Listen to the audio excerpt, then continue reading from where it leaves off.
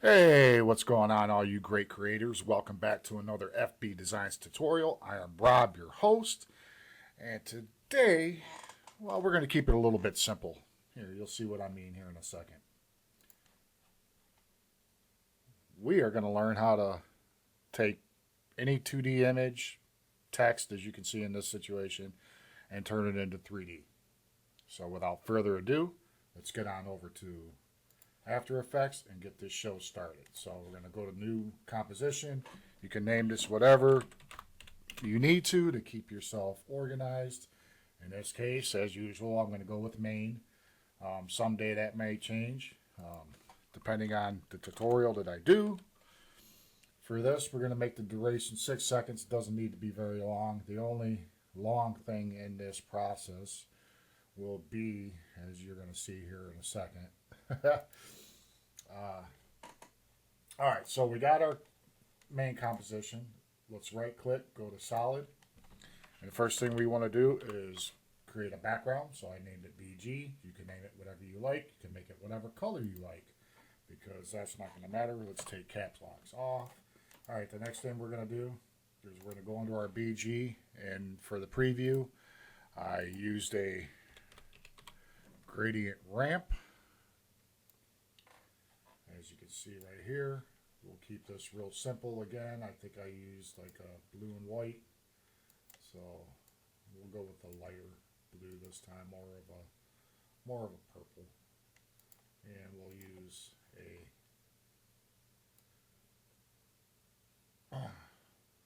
a radial ramp. And what we'll do is we'll take this here and we'll pull that out. So we have a nice little soft. Let's go ahead and make this just a slight bit darker. I don't want to make it too much because then it makes the lettering or image or whatever. This is all going to depend on what image you're using and whatnot. So okay, so now that we got our background set, let's click. Let's go to new. In my case, we're going to go to text. We will type out FB Designs, my favorite site. You guys should check it out. Oh, wait a minute. You're already here watching. So while you're here watching, can I get you to subscribe and like and leave a comment? It helps our channel out tremendously. I would appreciate it. Thank you very much. All right, so let's get this centered up through our composition. Again, I love cap locks, so.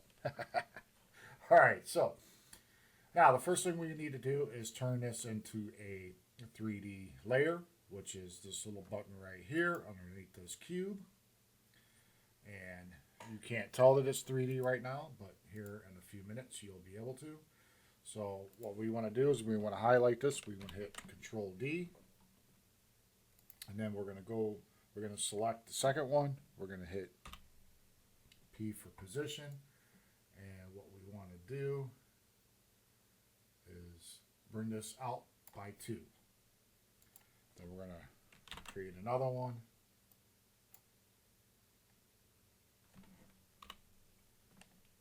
And then for this bottom one, we want to go out 2. Now, generally, you want to do this about 30 times. In this case, I might do it 20 just because it's a tutorial and I don't want to bore everybody to death by doing this process. So, I didn't want to do that. So let's close that back up. I want to get this back to the position. And then we're going to highlight both of these by holding down Shift and then clicking on the other one. Now hit Control D again. And then take these and drag them down. And then hit P for position. Now, our last one was 4, so we want to take this one to 6. And it will automatically make the other one 8. And then with those still highlighted, we want to hit Control D again. We're going to have to make room, so we might want to bring this up. And then again, we're going to drag these down below. We're going to hit P on our keyboard. We're going to go to 10. Because that was 8 was our last number. Again, hit Control D, drag them down, and just rinse and repeat. That's basically all you're doing. The more you do this, the bigger your 3D will appear, as you'll see here in a minute once we create a camera. Hit Control D, drag them down. Okay, hit P, open up position. We're going to go to 18. Sometimes this is a little bit easier to just go ahead and type in. I'm using my mouse, so that's why the numbers seem to be going everywhere but where I want them. Alright, so we got, we might do a couple more. Let's do a couple more. Drag them down, hit P on your keyboard, and don't worry, we're going to go ahead and clean all this stuff up so you got a little bit of space to work in. Hit Control D, drag them down, hit P to open up position again, and we're going to take this to 26. And for the purposes of this tutorial, I think this will be good enough. Let's see, 18, 20, 22, 24, 26, 28. Yeah. We'll go ahead and stick with that. Let's go ahead and twirl these up. So that way, there's an easy way of doing this. Select your first one, select your last one, and hit all of them. And it will twirl them up for you. Okay, so now we're going to go ahead and create a camera. New camera. Make sure you're on 2-node. It doesn't matter. You can make the zoom whatever you want. Let's go to our camera controls. You can hit C to click through your camera controls. My mouse, I can click and do this, and as you can tell, not much definition in it, but you could tell it's thicker. So now, to make this to where we can see this, we're going to go ahead and go to the second composition. We're going to go over here to Effects and Presets, and we're going to go to Fill. I know Phil very, very well. This was a joke that Sunduck Film told while he was doing this. He did it with a Twitter logo. So props to that guy. Yeah, I learned a lot from him. I appreciate his work. If you haven't checked him out, please do so. Sunduck Film, Josh Noel. Awesome dude. Awesome dude. All right, so let's take this fill. We're going to change it to black. And now as you can see, we got like an outline, which is sitting right above the full white. That's why you can only see that outline. So now what we're going to do is we're going to take this fill, make sure it's highlighted, hit Control C, hit Control C, and then we're going to take these, make sure this one's highlighted, go down to your bottom one, hit Shift, select them all, and then hit Control V. And there you go. That's what you're left with. Go back to your camera controls, and now you can see the 3D. All right, so for right now, I'm going to go ahead and delete this camera. Now, come down to your last composition, create a duplicate, go to that duplicate, delete the fill, go up to Effects, go to Perspective, and we want to go to Drop Shadow. Okay, we can leave this one at 50%. The distance is fine. We don't really want to mess with that. We're going to take the softness up to about 30. And you can see that it just barely put a nice little drop shadow back in there for us. So, all right, we want to take that, and we want to hit Control D again. And then this one, we want to take this up to about 100 or so.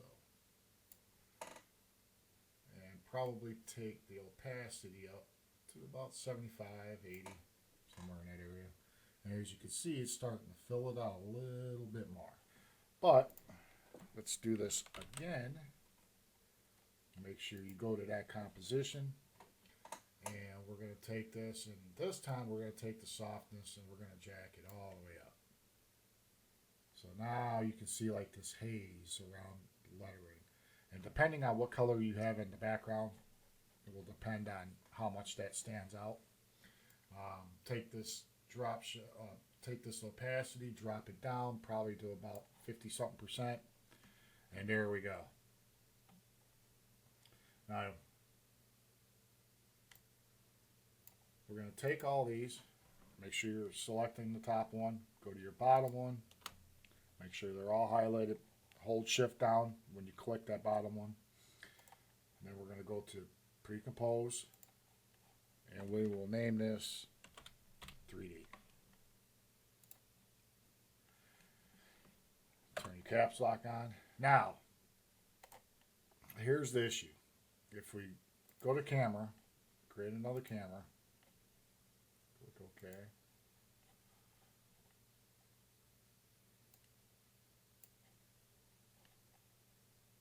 If we pan around this, nothing's happening.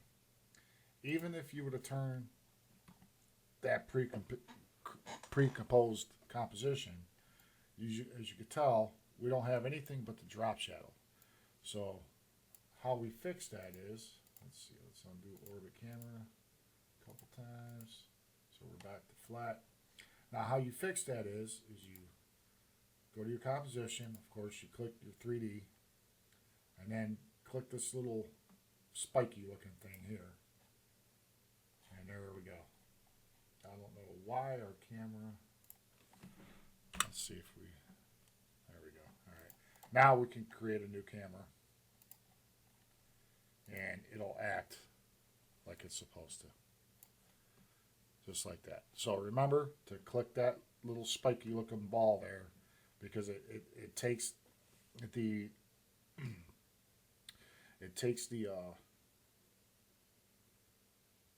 the transformations from within the composition and brings them up. So I don't know if that was the best way to explain that, but there you go.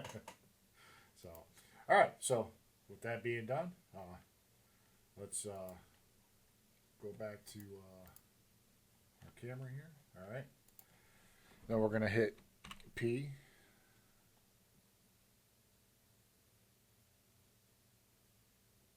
and Control S.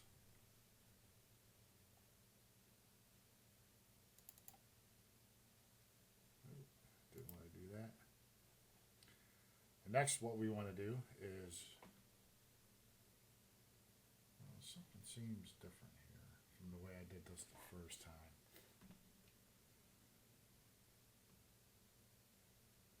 Okay, we'll add a, let's try to redo this. There's our scale. Okay, there we go. Just twirl down to transform. It's a lot easier that way. Okay, we're gonna create a keyframe for scale, and then another one for Y. Then we're gonna take these, highlight them, and we're gonna move them out to just about the 1 second mark. And then for the scale, we're gonna drop it down to 0. Now, of course, you can animate this any way you want to. And we're going to add another keyframe for the Y. And then we're going to go back to the original. And we're going to give this a complete 360 rotation. Okay.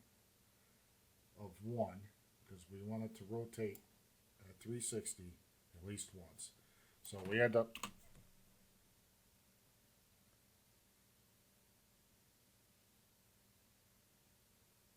something like that.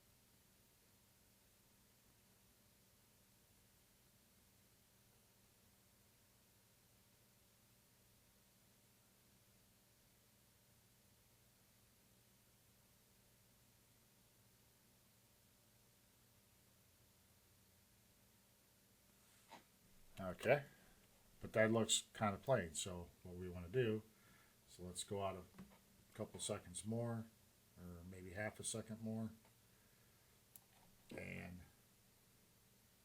let's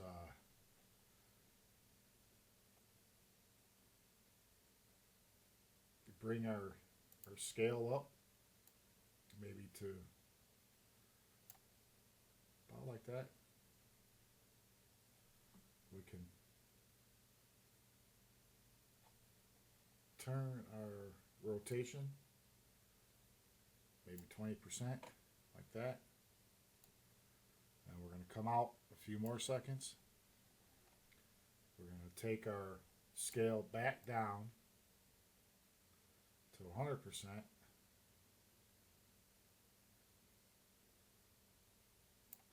Like that.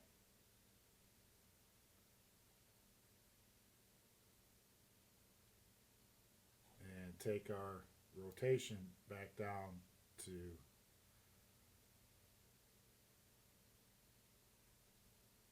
the 360 mark.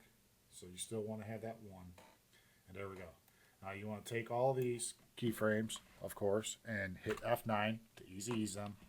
It'll make your transitions a lot better. And then we're going to take, and we're going to go to the end of the timeline, and then we're going to take this Y rotation, and we're just going to give it a nice little rotation. So now as this plays back, as you can see, it gently rolls to the side. So there you go.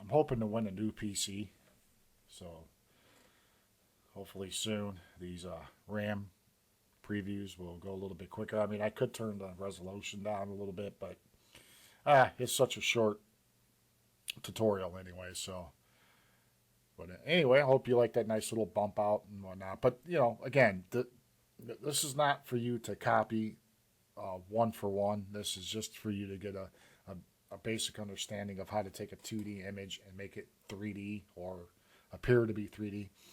So there you go, folks. I hope you enjoyed this tutorial. Please give us a like and a subscribe. Leave a comment down below. It helps us grow. And I hope that you can use this, what you've learned today in one of your projects. Stay safe out there, everybody. Till the next tutorial, take care.